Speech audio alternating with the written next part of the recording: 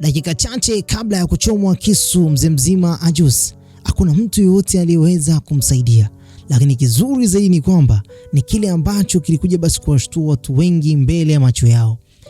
Naam, basi karibu tena katika movie yetu, na hii hapa ni episode ya 11 Korean Odyssey. Tuendelea pale pale tulipokuwa tumeweza kuishia. Tuliishia katika kipengele ambacho bwana mkubwa Ongong alivyokuwa ameweza kupongezwa na binti. Lakini kizuri ni kwamba kumbe binti alivyompiga kiss, hapa ndipo ambapo basi aliweza kuibua hisia nyingi sana, na pia hata ile gungumaa nayo iliweza kufanya kazi pale pale. Ongong hakuamini kile ambacho kimeweza kutokea. Hisia zao zilikuwa katika hali ambayo ni tofauti kidogo. Hawakuwahi kuweza kufanya jambo hili katika hali ambayo ni serious hata siku moja. Basi wakawa wanatoka nje, walikuwa wameshikana mikono yao. Tena Ongong anajaribu kuweza kumsifu binti kwa kile ambacho wameweza kukifanya. Pale pale akamwambia kwamba natamani katika siku za usoni tuishi hivi kama wapenzi, tena tutembee mpaka mbele za watu, mpaka watu wazidi kushangaa. Pale pale binti Samjang akasema kwamba haiwezekani tuende mbele za watu tuweze kutembea hivi. Hii ni hali ambayo mimi mwenyewe binafsi siwezi kuiruhusu. Ongong aliachwa pale akiwa anashangaa sana. Anashangaa wewe binti ni mtu namna gani? Mbona hapendi mapenzi yetu basi yazidi kusonga mbele? Baada ya kumwacha bana akarudi zake nyumbani huko hivi. Anaanza kujilaumu, kwa nini nilimkisi? Kwa nini nimeruhusu lile jambo? Sasa kwake huko Ongong naye alikuwa anajilaumu vile vile. Anaanza kujiuliza au yale maneno nilikuwa nimeweza kuyaongea pale mbele ya binti yalikuwa ni kuweza kumshtukiza moyo wake. Kwa nini nimemfanyia jambo baya? Basi bana, siku ya leo katika chuo kimoja hivi bwana mkubwa wa Jusi alikuwa ameweza kudhamini katika hichi chuo. Watu pamoja na waandishi wa habari walikuwa wameweza kufika pale. Ajus alikuwa anatakiwa kuweza kuanzisha mbio hizi, na mbio hizi zilikuwa zimeweza kudhaminiwa kupitia kampuni yake. Sasa pale pale katika eneo basi la uwanja alipokuwa basi ameanzisha zile mbio, watu mbalimbali walikuwa wameweza kufurahia sana. Pia mahojiano yalikuwepo hapa na pale. Nyakati hizo Ajus alipokuwa basi amesimama katika lile eneo, aliweza kushtukia kwamba mtu kamfuata na kisha akamchomeka kisu pale pale. Uwezi amini, watu waliogopa sana, na hapo hapo alianguka down. Yule mtu aliweza kushikiliwa pale pale na polisi, na kisha pia naye Ajusi taarifa zake zikaanza kusambaa katika vyombo vya habari. Kwanza kabisa bwana mkubwa huko hivi Angju aliweza kumuonyesha binti namna ambavyo Ajusi alivyokuwa ameweza kuanguka chini. Binti aliogopa sana. Samjang aliweza kujiuliza imekuwaje Ajusi ameweza kuruhusu ushenzi kwa namna hiyo umeweza kutokea. Basi huku Miss Ma basi alikuwa anahojiwa na waandishi wa habari pale nje kabisa hospitali. Miss Ma anasema kwamba Ajus mpaka kwa hivi sasa hali yake si nzuri na anaelekea kwamba atakwenda kufa. Kile kisu kimeweza kwenda kumchoma katika eneo ambalo ni la tumbo, na organs za ndani ambazo zipo ndani ya tumbo lake basi zimeweza kuharibika. Kwa hiyo anaamini kwamba kwa hivi sasa Ajus atakuwa tayari ameshakufa. Huko ndani ya Juice yupo katika hali mbaya sana, alikuwa anaema kwa shida, kwa hiyo alikuwa anaamini kwamba lazima anaenda kufa. Basi pale pale Miss Ma alikutana na mwanadada Samjang. Samjang alikuwa anaulizia swali lile lile. Je, imewezekana vipi wewe kuweza kutangaza kwamba Ajusi ameweza kufa na angali bado hajafa? Basi Miss Ma akamwambia kwamba wewe subiri, kuna mambo ambayo si wenyewe binafsi tunazidi kuyapangilia. Basi Samjang kulingana kwamba ni mwanadamu alikuja kushangaa kwamba Ajus aliyoko kule hospitalini na Ajus aliyoko huko nyumbani ni Ajus wawili tofauti. Pale pale Ajus akasema kwamba mimi Ajus katika siku ya leo nimeweza kuamua kwamba nitaweza kuruhusu kwamba dunia iweze kutambua kwamba nimekufa, lakini mwili wangu mwingine ambao ni halali utaweza kutumika katika masuala mengine. Nitaondoka na kwenda mbali sana, niende kujivinjari. Watu wote waliweza kufurahi sana. Samjang akaanza kuuliza kwamba haya yote yanayotokea mbona mimi sielewi? Akaambiwa kwamba sisi mashetani tuna uwezo wa kureset maisha yetu na tukaanza maisha yetu upya kabisa bila ya mtu yoyote kuweza kutuzuia. Basi pale pale akaambiwa kwamba kwanza kabisa ili jambo lilokuwa limeweza kutokea ni mimi mwenyewe nilikuwa nimeweza kuruhusu liweze kutokea. Akaulizwa kwamba ilikuwaje? Akaambiwa kwamba katika ile eneo pale nilikuwa nimeweza kupokea zawadi nyingi sana, na kisha nikaongea pale na Miss Ma. Miss Ma akawa anajaribu kuweza kuniambia kwamba kuna mtu anatamani kuweza kuongea na mimi. Basi nikamruhusu aweze kunifuata. Nyakati hizo kipindi ambacho basi nimeweza kumruhusu huyo mtu, nilikuja kugundua kwamba kuna mwanaume mmoja ambaye huyu ndiye ambaye alikuwa anataka kwenda kumdhuru mtu mwingine. Nyakati hizo alikuwa ameweza kuingiliwa na pepo. Baada ya kugundua lile jambo, basi nikawa natamani kuweza kumzuia asiende kufanya jambo lingine kwa mtu mwingine. Mwanaume huyo alikuwa ameweza kushikilia kisu. Nyakati hizo alikuwa ameweza kupanga kwenda kumdhuru mtu mwingine. Nilimwahi, na nyakati hizo basi aliweza kunichoma kisu katika tumbo langu. Hapo hapo niliweza pia na mimi pia kuweza kumdhuru kupitia nguvu zangu zilizokuwepo ndani ya mwili wangu. Basi baada ya Juice kusema hivyo, anasema kwamba nilianguka chini na watu wote waliweza kuamini kwamba nimeweza kufa. Hata kule hospitalini mwili ulioko kule ni mwili ambao ni tofauti na hichi ambacho mnakiona hapa. Mimi ndiye Juice. Na anaamini kwamba taarifa mbalimbali zitazidi kusambaa katika vyombo vingi sana vya habari kulingana na kazi ambayo alikuwa ameweza kuifanya. Nisma anasema kwamba hichi ambacho kimeweza kutokea katika siku ya leo ni jambo ambalo la kutisha. Na sijui kama wataweza kuhimili haya mambo yote ambayo tena kutangazwa. Wanaamini kwamba matangazo mengi sana yatakuwa ni matangazo ya uongo kulingana na kwamba Juice alikuwa ni star sana. Sasa pale Piki naye akawa anasema kwamba hata mimi mwenyewe binafsi nataka kuweza kureset maisha yangu. Ila Yongdae akasema kwamba mimi nitaendelea kubaki mpaka niweze kustaafu katika kazi yangu.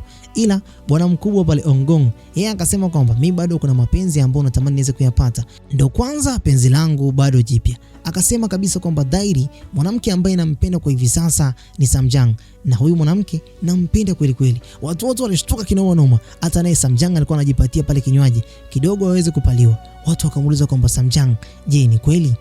Samjang akawa anabisha, anasema kwamba sio kweli, ni uongo, mimi simpendi. Pale Ongong akakisi vidole vyake na kisha akabandika katika mdomo kwa kibinti. Binti bwana alipaniki na kisha akaambia kwamba usinifanye ushenzi wote mbele ya watu wote hao. Basi wakaamua kutoka pembezoni huko hivi. Walipofika huko chumbani bwana, binti akawa analalamika, kwa nini mwamba amefanya mbele za watu? Kwa nini ajaribu kuweza kuwapa watu umbea? Watu watazidi basi kuwasema vibaya. Mwamba basi akasema kwamba sitafanya jambo hili mbele ya mtu mwingine yoyote yule. Nitajaribu kuweza kujizuia. Haya yote ilikuwa ni kwa sababu ya jambo ambalo limeweza kutokea. Basi baada ya pale Ongong akajaribu kuweza kumuonyesha binti namna ambavyo dunia ilivyo. Akamuonyesha nyota mbalimbali, mwezi. Binti akawa anashangaa tu namna ambavyo vitu vyote vilivyokuwa ndani ya chumba chake na kuamini yale yote ambayo yameweza kutokea pale. Akasahau hata yale malalamiko yake ambayo alikuwa anajaribu kuweza kumlaumu bwana mkubwa Ongong. Na kisha Ongong moyo wake pamoja na akili yake akawa anasema kwamba mimi mwenyewe ndani ya moyo wangu bado nakupenda kweli kweli bila hata hichi kifaa Gunguma. Basi binti yeye anachofia ni kwamba endapo Gunguma itakapokuwa imeweza kutolewa katika mkono kwa bwana mkubwa Ongong, hapo basi ndo kizaazaa kitaenda kutokea. Sasa huku tunaonyeshwa kwamba huyu Profesa Kangdae ambaye kwa hivi sasa jina lake tumeweza kulipata. Samahani sana kuanzia pale mwanzo hatakuwa tumeweza kupata jina lake. Alikuwa anajaribu kuweza kukumbuka matukio yote ambayo alikuwa ameweza kumfanyia Junsera, na kisha Junsera akaweza kupotea mbele ya macho yake bila yeye kuweza kumuona mali ambako yupo. Sasa hivi alikuwa anajaribu kuweza kujiuliza kwamba ni wapi ambako binti huyu yupo. Je, ilikuwa kuaje mpaka basi kipindi ambacho nimemgonga akafa akaweza tena kufufuka? Haya yote nitaenda kuyatafakari vyema na kisha nitakuja kugundua kipindi ambacho nitaweza kukutana naye. Tunaonyeshwa huku binti Junsera alikuwa ameweza kukutana na Samjang, na katika siku ya leo anaweza kumuomba pale binti Samjang msamaha kwa kile ambacho akataka kuweza kumfanya ndani ya lile gari. Anaamini kwamba alikuwa anataka kuweza kumdhuru na kuweza kuinywa damu yake. Ila Samjang anasema kwamba mbona mimi nishaweza kukusamea siku nyingi sana, naamini kwamba tu ni hali ambayo ilikuwa imeweza kukupata na wewe ukuepo katika hali ambayo ni ya kawaida. Basi Junsera alifurahi sana. Sasa baada ya pale bana, kumbe pembezoni na lile eneo Ongong alikuwa ameweza kusikia mambo yote yale, na kisha akawa amechukia sana baada ya kuweza kusikia kwamba Junsera alitamani kuweza kumla nyama Samjang. Lakini baada ya hapo kuweza kumlaumu sana, basi huyu Junsera akasema kwamba mimi natamani basi niweze basi kuchoma moto, maana yeye hapo ni zombie. Na pale Ongong akasema kwamba jiandae, kuanzia hivi sasa uko katika ratiba ya kuchoma moto. Haya yote alikuwa ameweza kusababisha bwana mkubwa Piki alitamani binti aweze kuishi. Hasa Junsera anasema kwamba akili yangu hivi sasa inazidi basi kupoteza kumbukumbu. Natamani pia hata mimi mwenyewe binafsi niweze kuchoma moto kipindi ambacho bado ni binti ambaye ni mzuri na siweza kupoteza kumbukumbu. Sasa kibaya ni kwamba Junsera endapo kama angeza kumla binti nyama yake au damu yake, pale basi angeza kula watu wengine wote katika ulimwengu huu. Yote yule ambaye angeza kupita mbele yake angeza kumla nyama. Asa baada ya pale bwana mkubwa Yongdae naye pia aliweza pia kumwambia Ongong kwamba pamoja na yote ambayo yameweza kutokea, basi fanya lile ambalo moyo wako unatamani kuweza kufanya.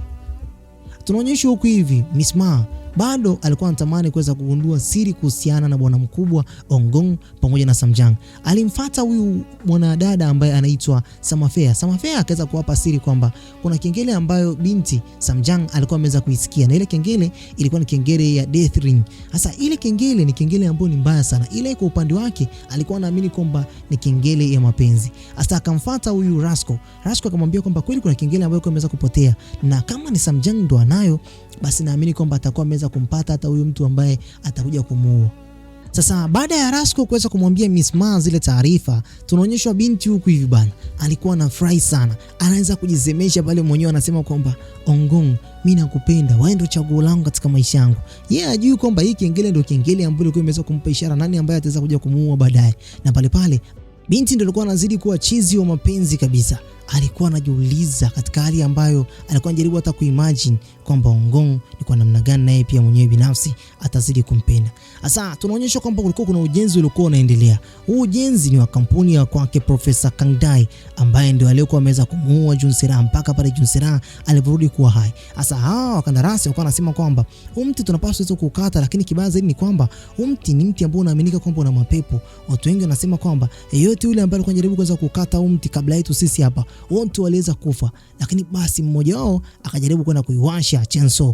Kipindi ambako anaiwasha ile chainsaw ili basi aende kukata huo mti, nyakati hizo giza liliweza kutanda, mji mzima ulikuwa kama vile umeshaweza kufika usiku. Hapo upepo mkali ulianza kuvuma. Mtu huyu alivyokuwa anashangaa pale, huwezi kuamini, alivutwa ndani ya ule mti, kisha giza liliweza kutoweka. Sasa huko hospitalini taarifa basi ziliweza basi kutolewa na madaktari kwamba Ajusi tayari ameshaweza kufa. Vyombo vya habari vilikuwa vinazidi kutangaza. Ajusi naye alikuwa anaangalia TV huku hivyo wote wametangaza kwamba tayari ameshaweza kufa. Mwili wake ulikuwa kule hospitalini. Naye alikuwa analia sana. Hapo Ongong akaweza kufika, akabadilisha channel na kisha akamwambia kwamba hebu acha kulia bwana. Wewe ni mshenzi, ni kwani umekufa kweli? Basi wakaanza kuangalia channel nyingine. Nyakati hizo kipindi ambacho Ongong alivyokuwa basi anajaribu kuweza kumwambia kwamba je, utaenda kutembea katika sehemu gani au utaanzisha biashara gani? Ajusi naye akawa anasema kwamba ataanzisha biashara labda ya chakula au ataanzisha biashara ya shule, ataita labda Who Kitchen, Who Primary School. Lakini pale ililetwa basi moja kati ya tablet ambayo tablet ilikuwa inaonyesha kuna taarifa ambazo kuna zidi basi kusambaa, na taarifa hizi ni kuhusu bwana mkubwa wa Ajusi. Yaani kuna wanawake ambao basi baada ya kifo cha kwake Ajusi kuweza kutangazwa pale basi wakaanza kutangaza kwamba nina mtoto pamoja na Ajusi, sasa hivi ana mwezi mmoja, mtoto ana miaka 3, hao wote ni wa kwake Ajusi. Wakajitokeza wanawake mbalimbali walikuwa wanajaribu kuweza kusema kwamba wana watoto pamoja na Ajusi. Hasa kuna mwanamke mmoja ambaye alisema kwamba nimekuwa na Ajusi ndani ya miaka 10 na nimekuwa naye katika mahusiano, tuna watoto zaidi ya 7. Ajusi alipoziona zile taarifa alikasirika kinoma noma, akasema kwamba watoto gani ambao mimi nimeweza kuwatoa katika kiuno changu, sio watoto wangu hao. Hasa kuna taarifa moja ambayo taarifa ileza basi kumshtua kinoma noma. Wanasema kwamba yeye pamoja na binti Samjang walishakuwa kwenye mahusiano. Ongong alipaniki, akasema kwamba mmekuwa kwenye mahusiano wa shenzi, mna mahusiano kumbe. Ajusi akaambia kwamba hivi umeshindwa kutuliza akili yako? Nyesi mnajua kwamba hizo ni taarifa tu za uongo. Sasa huko madaktari bana, baada ya muda Ajusi akasema kwamba mimi basi nataka basi niweze kufufuka. Hawa wajinga wataanza kusambaza taarifa ambazo za uongo. Madaktari wamerudi tu pale hivi. Ajusi katika mwili wake uliokuwa hospitalini ukaanza basi kusheki. Madaktari wakawa wanamuuliza kwamba unatusikia? Ajusi akasema kwamba ndio nawasikia. Hasa madaktari walipotoka nje wakaanza kutangaza kwamba Ajusi alikuwa hajafa bana. Picha zikaanza kupigwa. Kila mtu akawa basi ameweza basi kupata majibu kwamba Ajusi kwa hivi sasa yupo salama. Miss Maza alipobaki naye pale ndani, Ajusi yuko smart kabisa. Taarifa mbalimbali basi kuna zidi kusambaa, akawa anajaribu kuweza kuzichunguza katika mitandao. Watu wanasema kwamba Ajusi amerudi katika ulimwengu huu na amerudi vizuri sana. Sasa lengo la kwake Ajusi ni kwamba anajaribu kuweza kufuta hizi taarifa mbaya. Basi baada ya hizi taarifa mbaya basi ndio zimemfanya Ajusi aweze kukasirika na kurudi katika ulimwengu huu, na ili watu basi waweze kutambua kwamba alikuwa hajafa. Basi taarifa zikazidi basi kusambaa kwamba Ajusi yupo salama. Sasa kuna taarifa ambayo huko katika eneo basi la ujenzi ulipokuwa basi unafanyika. Huyu mkandarasi anasema kwamba hatuwezi kuendelea na hii kazi ya namna gani? Eneo lina mapepo hili. Basi bwana, huku Profesa Kang Dai alipewa zile taarifa kwamba eneo lake la ujenzi watu wanataka basi kustop kufanya kazi kabisa. Basi akasema kwamba atatafuta wafanyakazi wengine, lakini pia akapewa taarifa kwamba bwana mkubwa wa Ajusi ameweza kupona katika ile ajali alikuwa ameweza kuipata. Basi akasema kwamba nitaenda kumtembelea huko hospitalini. Sasa huko hospitalini tunaonyesha kwamba bwana mkubwa yani Angju pamoja na bosi wake Jin Siomi yani Samjang walikuwa wamefika pale ukiwa na maua yao. Wanatamani kwenda kumpelekea bwana mkubwa Ajusi huko ndani hospitali. Walifika pale nje walikuwa wanajaribu kuweza kuongea tu. Mara ghafla wakamuona Profesa Kang Dai akiwepo na watu wake. Walikuwa wanazama ndani. Lakini nyakati hizo pia binti akamuona kuna mtu mmoja ambaye ndani yake ana pepo. Huyu mtu alikuwa anatumia vitu ambavyo si vya kawaida. Alikuwa na hasira. Alikuwa anamfuata Kang Dai. Baada ya kuona lile jambo huku ndani Kang Dae amefika bana, waandishi wa habari ni nyomi, na pale Ajus akasema kwamba bala mniletee pesa, nyinyi mnaniletea tu maua. Na hata namna gani? Asa binti alipokuwa pale mlangoni akawa anamtazama yule mtu namna ambavyo alikuwa anamsubiria Profesa Kang Dae pale nje. Huyo mtu ndo yule mfanyakazi wa ujenzi ambaye ndani yake ameweza kuingia pepo. Binti bana akaamua kuweza kumfuata nyuma yake. Huyo mtu akawa anapiga hatua chapchapu kinoma noma. Anamfuata na huyo mtu anampiga chenga. Nyakati hizo kipindi ambacho amempiga chenga, akakutana pale na kina Piki pamoja na binti, yani Zombie basi akawa anamwambia kwamba vipi umefika hapa unje kumuona basi Ajuzi, naye pia akawapa taarifa kwamba kuna mtu ndani yake kuna pepo. Huyo mtu namfuatilia na hapa ameweza kupotea katika ile eneo. Basi akajikusanya yeye pamoja na Piki waende kumsaka huyo mtu, akamwacha pale binti, yani Zombie aka Junsera alivyoachwa pale. Kumbe bana katika ile eneo pembezoni tu hodi iliyokuwa inafuata mama yake ndio alikuwa ndani. Mama yake alikuwa amelala tu. Lakini muda huo bwana mkubwa Profesa Kang Dae akawa anatoka katika chumba cha kwake bwana Ajus, na hapo akawa anasema kwamba hivi mlisema kwamba mama yake Junsera yupo katika hospitali. Basi mfanyakazi wake akasema kwamba ndio. Akatoa amri kwamba huyu mwanamke anapaswa aweze kuhamishwa katika hospitali hii, apelekwe katika hospitali nyingine, kwa sababu yule Junsera naamini kwamba atakuwa hai.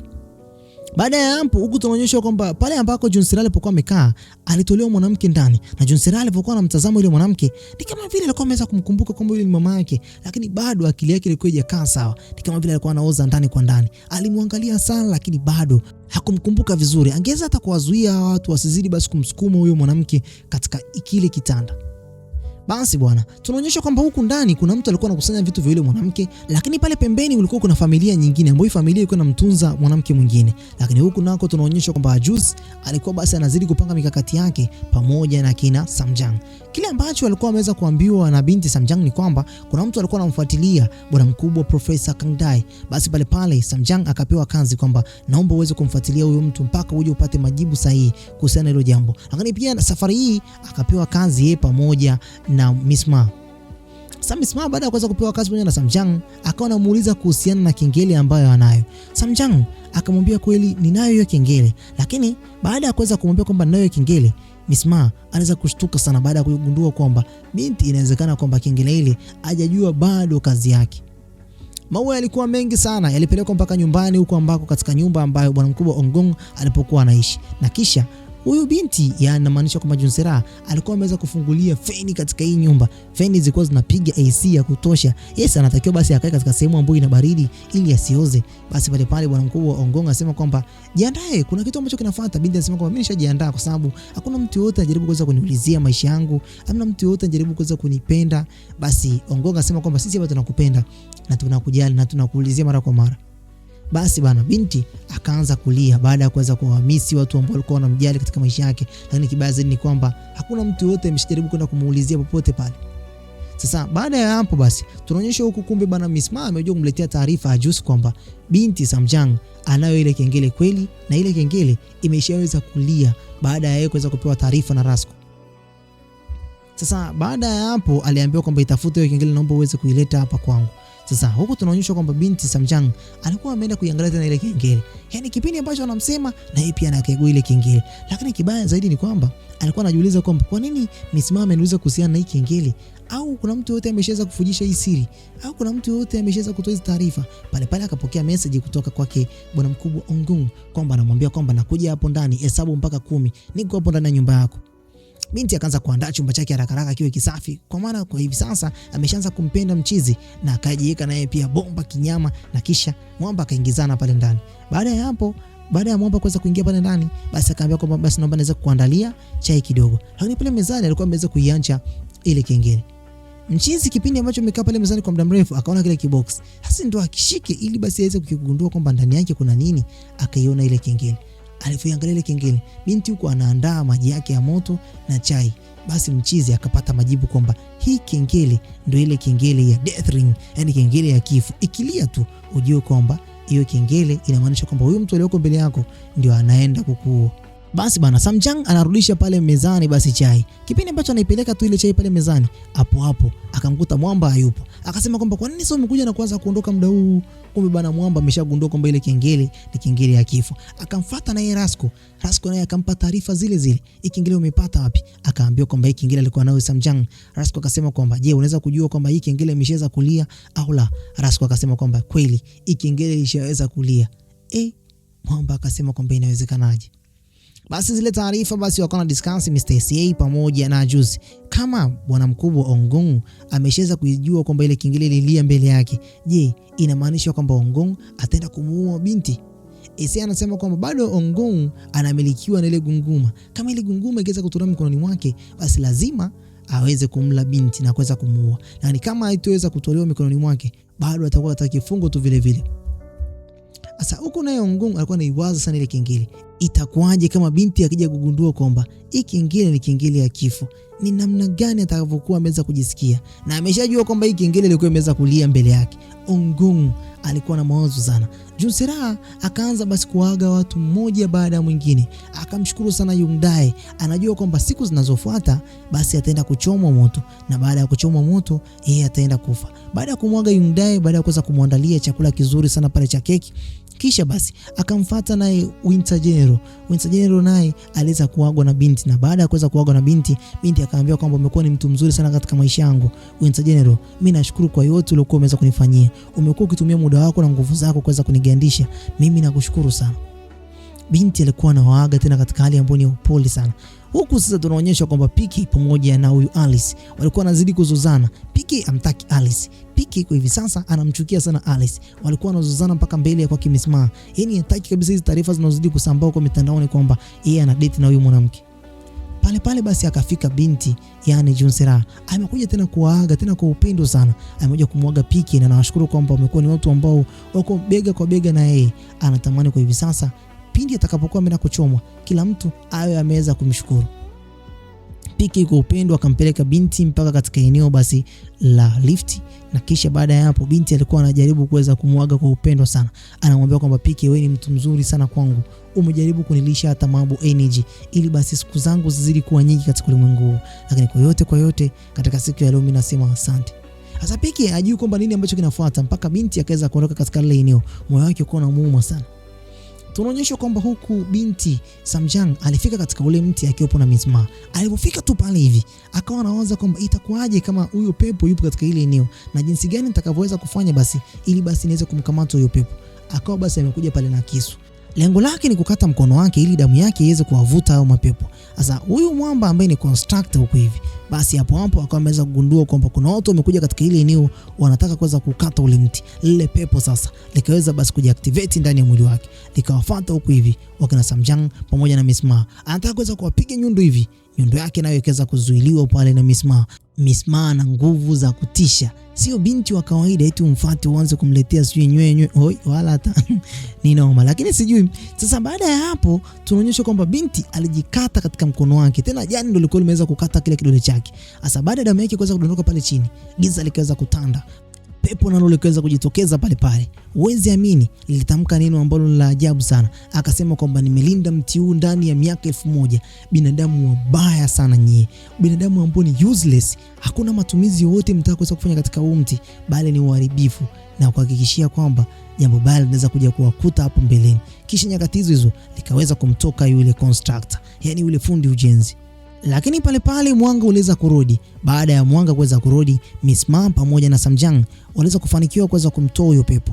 Na kisha tunaonyeshwa kwamba wale mafundi ujenzi walikuja basi kumuokoa mwenzao katika lile eneo. Na pale akawa anajiuliza kwamba kuna nini? Nini kimetokea? Yeye mwenyewe binafsi alikuwa hajui nini ambacho kimeweza kutokea. Wenzake wakawa wanamshangaa sana. Twende tukale chakula bana. Sasa tunaonyeshwa huku hivi Juice pamoja na Ongong walikuwa wanapeana taarifa kuhusiana na ile death ring. Basi Juice anamwambia Ongong kwamba hivi kati yako wewe pamoja na binti nani ambaye atamuua mwenzake? Ongong anasema kwamba unajua kabisa kwamba mimi ni immortal, ni mtu ambaye siwezi kufa. Na kama siwezi kufa basi binti ndo atakaenda kufa. Basi Juice anasema kwamba wewe utaenda kufa, acha ujinga, usimdharau mtu kwa kumwangalia tu. Ongong anasema kwamba kama hiki kingine ndo kingine ambaye unadhani kwamba mimi hapa basi nitaenda kufa, basi ujue kwamba binti ndio ataenda kufa. Pale uwezi amini bana, Samjang aliweza kufika pale pamoja na Miss Ma, wakiupo na matokeo ambayo ni chanya kwa hivi sasa. Wamefanikiwa kuweza kumtoa yule pepo, na kisha binti alikuwa na furaha sana. Baada ya binti kuweza kufika pale Ongong aliweza kumshika binti mkono tena kwa upendo sana, anajifanya kama vile hajui nini ambacho kinaendelea. Binti alikuwa nadhani kwamba ni swala zima la upendo tu wa kawaida, na ile kengele yeye kwa upande wake hajui maana yake halisi. Yeye anajua kwamba ni swala la upendo. Asa Miss Mando pale basi anapewa taarifa na Juice kwamba Ongong ameshajua kuhusiana na ile death ring, na anajifanya kama vile hajui. Waweza amini kipindi ambacho wanamsema, basi pale naye akaanza kuambia kwamba hebu acheni ujinga, hicho mnachokiwaza na ukisema akiweze kutokea. Basi bwana, huku basi Junsera alikuwa anapanda zake kwenye lifti. Alikuwa anasubiria pale lifti. Kwa bahati mbaya kuna mwanamke mmoja akampa taarifa kwamba mama yako alikuwa amelazwa hospitalini, na nilikuwa nimeweza kuona kwamba alikuwa ameweza kuiweka picha yako pembezoni mwa kitanda chake. Sasa huko tunaonyeshwa kwamba wale miamba wawili ambao wameweza kupewa kazi ya kuweza kumuua Junsera, hao miamba ndio walikuwa wameweza kuchukua vitu vya mama yake Junsera. Kulikuwa kuna pochi, picha pamoja na simu yake ilikuwa kule ndani. Baada ya hapo wakawa basi ameweza kutupa ile pochi pale nyuma, na nyakati hizo huyu mwanamke ndio alikuwa ameweza kumleta binti katika kile chumba ambacho mama yake alikuwa amelazwa. Akamwambia kwamba kweli nilikuwa nimeweza kumuona mwanamke mmoja akiwa anatolewa katika hichi chumba. Lakini yule mwanamke naye akaweza kumpa ile picha ambayo ilikuwa imeweza kufichwa pale katika chini ya kile kitanda. Binti akasema kwamba huyu ni mimi. Basi Junsera akapiga simu ya kwake mama yake mzazi. Alipopiga tu kwenye ile simu, hao miamba wakawa wameweza kupokea, na kisha akamwambia kwamba sisi ndio tuko na mama yako. Sasa kama unataka uweze kumuona, hebu fanya mchakato uweze kukutana na sisi. Sisi ni watu wema. Binti alikimbia sana. Hakujua kwamba hao watu ni watu wabaya. Tunaonyeshwa huku bwana mkubwa Ongong alikuwa na binti yani Samjang. Walikuwa wanajaribu kuweza kujivinjari. Ni watu ambao wanapendana sana kwa hivi sasa. Na binti kwa hivi sasa huwezi kumwambia chochote kuhusiana na Ongong, yani wanapendana ile wazi wazi. Sasa kuna moja kati ya jeneza ambalo hili jeneza lilikuwa limeweza kutolewa kule chini ya ule mti. Basi mfanyakazi mmoja ambaye alikuwa ni mfanyakazi wa kwake Profesa Kangdai aliweza kumwambia kwamba hili jeneza tumeweza kulitoa chini ya ule mti baada ya kuweza kuukata. Sijui kuna nini huku ndani. Basi Kangdai akajaribu basi kwenda kulifuata ile jeneza baada ya wafanyakazi wake kwenda basi nje. Yeye naye akalishika ile jeneza. Alipolishika tu hivi akaanza kuona ulimwengu mwingine kabisa. Watu kama vile walikuwa wanafanya ibada ambayo ibada hii haijulikani kwamba alikuwa anafanya hii ibada ni nani. Basi pale aliweza kushtuka sana. Akaweza kuliachia ile jeneza, na kisha moyo wake ulikuwa unaenda mbio kinoma noma. Pale mwanga mkali sana baada ya kuweza kuondoka uliweza kujitokeza. Hii inamaanisha kwamba alikuwa ameweza kuunlock milango ya kuzimu mzee. Huku binti Junsera alifika katika eneo ambalo hawa miamba walikuwa wameweza kumwaahidi kwamba akifika katika hilo eneo na wao pia wako pale. Basi bwana, binti baada ya kuweza kugeuka, hatujui nini ambacho ameweza kukiona, lakini huku tunaonyeshwa kwamba Samjang alikuwa anamuuliza Ongong kuhusiana na Junsera. Vipi, anaendeleaje? Yupo salama? Basi Samjang hajui nini ambacho Junsera kinaenda kumkuta, kwa sababu Junsera wameplani kwenda kumchoma kabisa, na binti Samjang hajui nini ambacho kinaendelea. Pale kipindi ambacho anajaribu kuweza kumuuliza Ongong, uwezi amini, mwili mmoja uliweza kuanguka kuanzia juu mpaka chini. Hapo Ongong alimshika binti Samjang asiwezi kuona ule mwili namna ambavyo ulivyokuwa umeweza kuharibika. Basi Ongong alikasirika sana baada ya kuweza kumuona binti Junsera alivyokuwa analia. Watu tena wameweza kumtendea unyama kwa mara nyingine tena. Oya, Ongong alikasirika sana baada ya kuweza kuona miamba wawili wakiwa juu ya rooftop, wakiwa wanasema kwamba tayari atakuwa ameweza kufa. Pale aliweza kuwafuata, na hapo huwezi amini, alibalika macho yake, na kisha upepo mkali alivyokuwa tu anatembea hivi ulianza kuwasukuma hao miamba. Lengo lake ni kuweza kuwaua kabisa. Lakini kipindi ambacho basi alivyokuwa basi anawasukuma, alikuwa anayakumbuka maneno ya kwake Junsera kwamba siwezi kuwatafuta watu walikuwa wameweza kunifanyia mimi mabaya, siwezi kulipiza kisasi. Nyuma yake basi huko hivi Samjang aliweza kufika pale, na kisha akawa anamwambia kwamba stop, acha. Uwezi amini, mwili huo kwake bwana mkubwa Ongong uliingiliwa na kitu mpaka ndani ya moyo wake. Pale ile gungumaa ilikuwa inafanya kitu ambacho si cha kawaida. Mwili wake ulianza kupata kama vile weakness. Pale alianza kutapika damu. Alivyotapika tu ile damu, hapo pakamgeukia binti. Hatujui kwamba binti ndo tayari kwa hivi sasa labda anataka kuweza kumuua kupitia ile gungumaa. Maana si wenyewe binafsi tumeweza kushuhudia kwamba Ongong ameanza kutema damu pale baada ya kuweza kupata maumivu makali sana ndani ya moyo wake. Je, ni kweli kwamba binti ndio ataenda kumuua bwana mkubwa Ongong, au Ongong ndio ataenda kumuua binti? Bana, naam. Basi mimi sitakuwa na la ziada kwa muda huu. Ndosha comment yako hapo chini uniambie, je, unadhani kwamba Ongong ndio ataenda kufa au Samjang ndio ataenda kufa? Na je, vipi kuhusiana na Junsera, ndo tayari ameshakufa? Na je, vipi kuhusiana na wale miamba wawili? Je, wamekimbia au na wenyewe pia wameshaweza kudondoka na kufa? Bwana, mimi nafikiri kwamba sitakuwa naelezea kwa muda huu. Bye.